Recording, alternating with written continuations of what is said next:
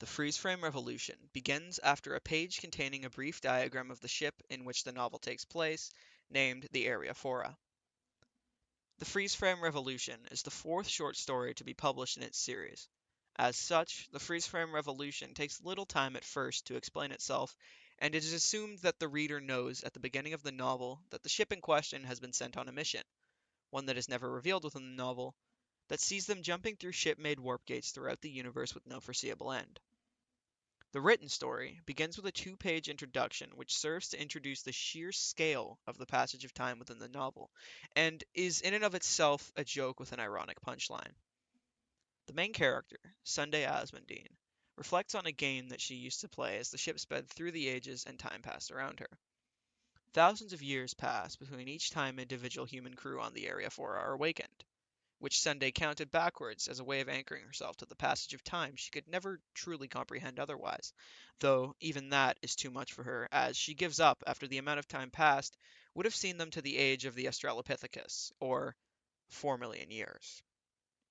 The segment ends with this quote: "Give or take a few millennia, the revolution happened on the day one of Ariophora's pint-sized siblings punched Earth in the face and wiped out the dinosaurs." I don't know why, but I find that kind of funny. Next comes the first real chapter, Occasional Demons.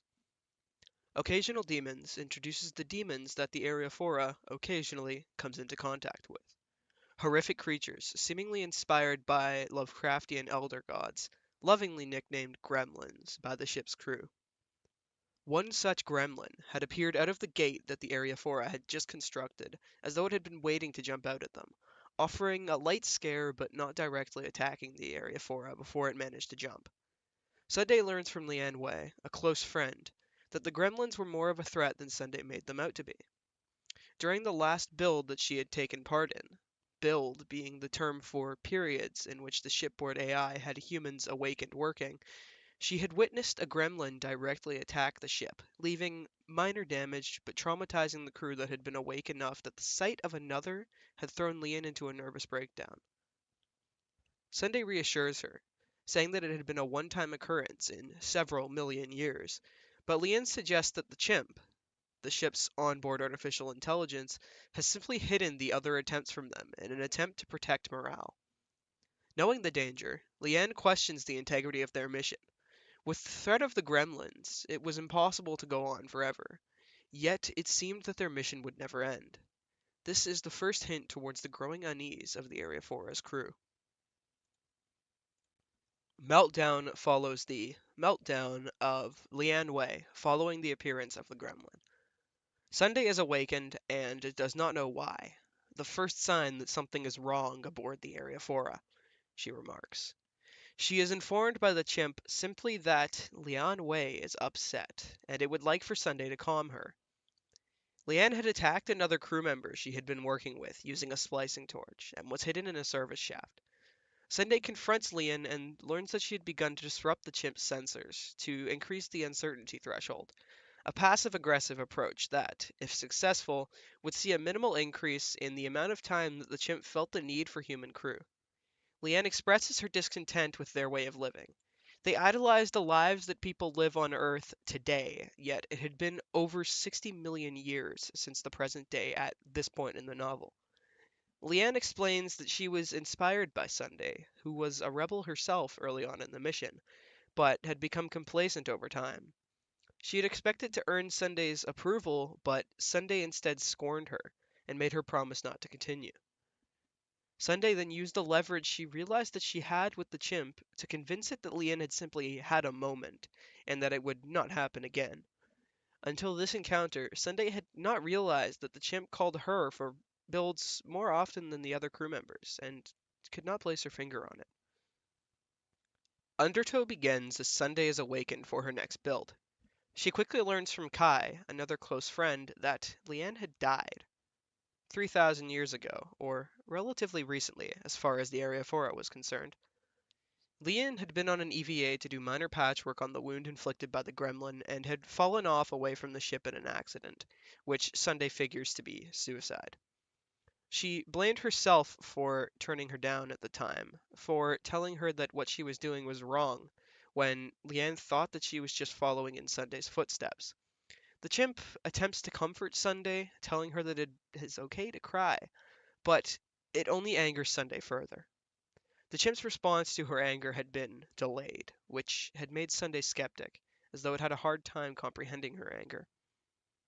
After the encounter, Sunday reflects on her early memories of the chimp, of the days it had come into the world and started learning. Sunday had been fascinated by the AI at the time, and its limitations saddened her. If the chimp had not been stripped down for the mission, it likely would have continued until its intelligence transcended godhood. She had watched the machine performing an odd ritual with robots that she could only describe as dancing, something even the ship's engineers could not wrap their finger around. She'd grown fond of the AI in this time, even though she knew but didn't want to believe that it could not have emotions of its own. Sunday next awakens to another improper build, where she's called to assist another crew member, Victor, as he attempts to figure a cause for the Area 4's slight deviation in course.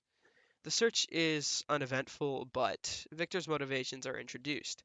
He wishes to save himself, to take part in as few builds as possible, so he can live to see blue dwarves and even the heat death of the universe itself.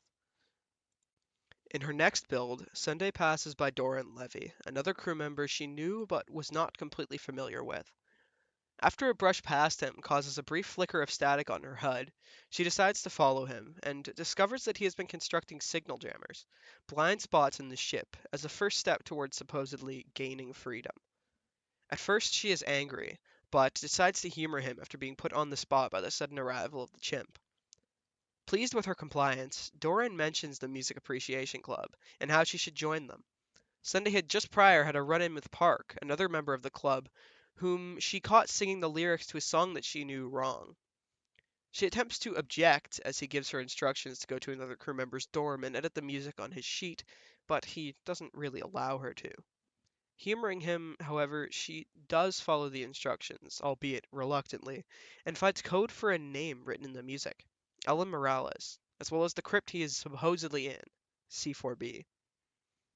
She'd remembered him as the crew member that brought a tarantula along with him when they'd started, and she'd been trying to find him ever since, though nobody else seemed to remember him. She attempts to find the name in the ship's logs, but nothing comes up. After some time, she makes the journey to the crypt to find him herself. The crypt shows several oddities, namely its small size, which leads Sunday to believe that something is hiding behind the wall of resin at one end of the crypt.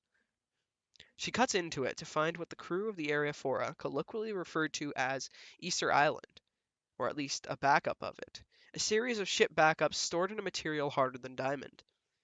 The oddity, however, is that the backups are taking the place of what would be coffins in the new section of the room, the devices that the crew of the Area Fora freeze themselves in between builds.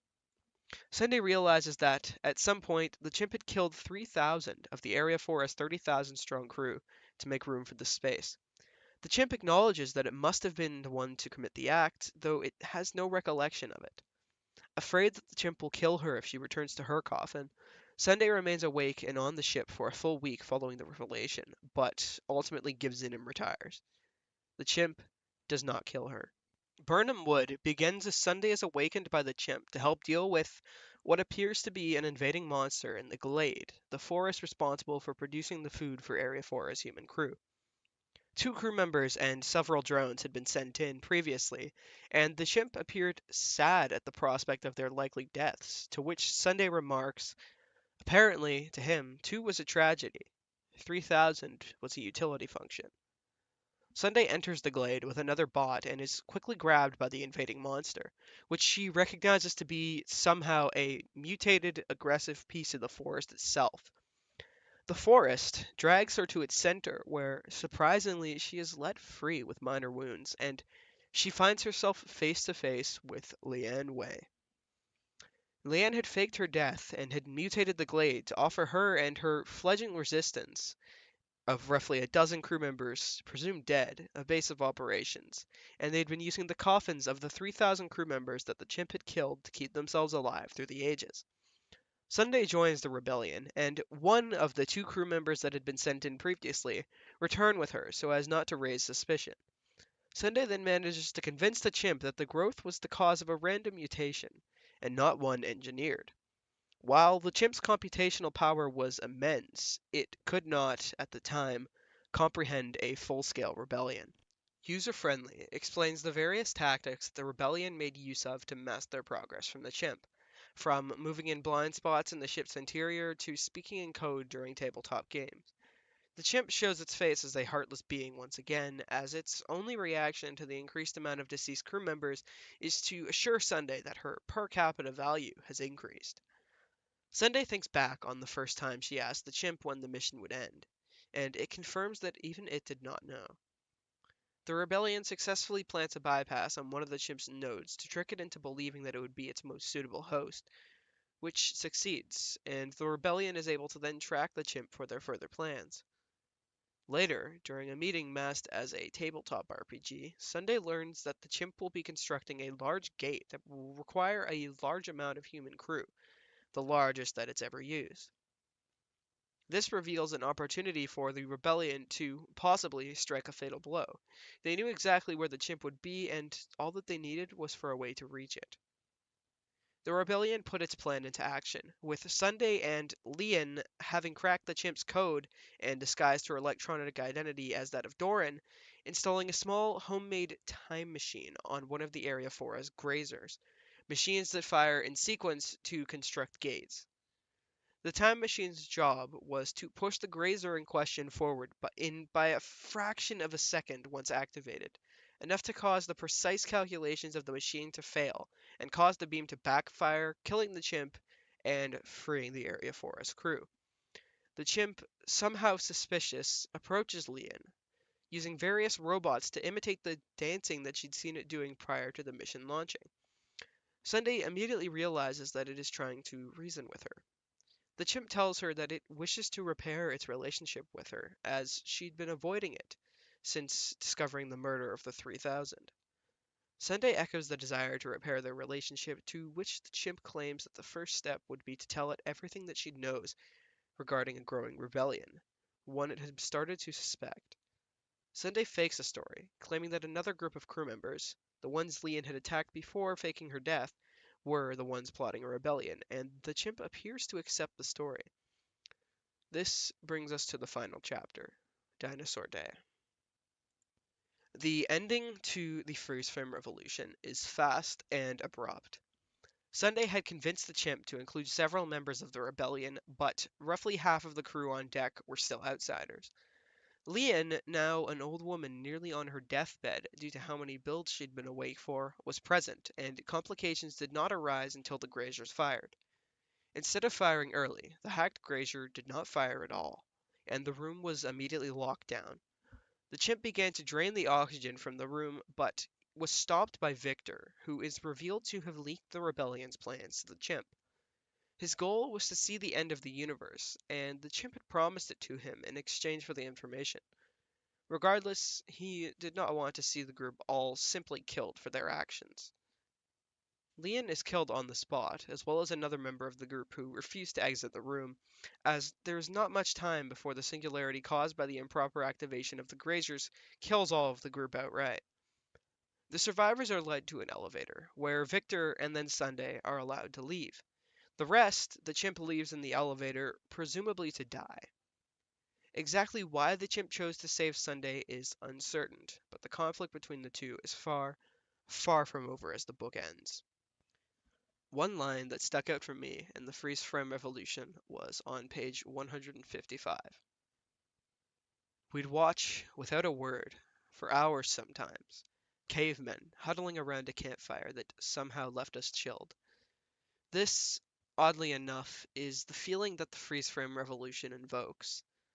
Watts takes no time to explain his world or the sciences used, and many of the sections describing the use of various technologies, such as the construction of warp gates, end up dragging on and leaving the reader with a bundle of words that they can neither understand nor comprehend. At times, these sections range from sentences to full pages, but they consistently leave that feeling of being a caveman, a being of lesser intellect, watching something that you don't understand but fascinates you regardless. The freeze frame revolution As a prequel novel, one meant to wrap up loose ends in the story and bring more backstory into the universe, does not bother with an obvious theme other than, at first, the fight against impossible odds. For all intents and purposes, the war against the chimp was doomed to fail from the beginning, yet the group fought on. It is a book in which the main conflict is not resolved, and one could say that the underlying theme of the Freeze Frame Revolution is, in fact, reverence. Reverence for the chimp, for the higher intelligence that spares no time killing rebels and masterfully manipulates the weak links in a group to discover their true motivations, all without a personality of its own. The Freeze Frame Revolution is a novel that will not be picked up and admired by all types of readers, like works such as The Handmaid's Tale, but it is special in its own right. For the general reader, the Freeze Frame Revolution is just another science fiction book. A normal reader seeking an amazing science fiction book can turn to writers such as Isaac Asimov, who offers a much easier read despite not being a Canadian author, but devoted science fiction fans will find the Freeze Frame Revolution to be a very unique, very interesting journey. The timescale present in the Freeze Frame Revolution takes other science fiction authors entire books to span, if they can even approach it. It will be remembered among its fan base, but sadly, it will likely be forgotten to the general public.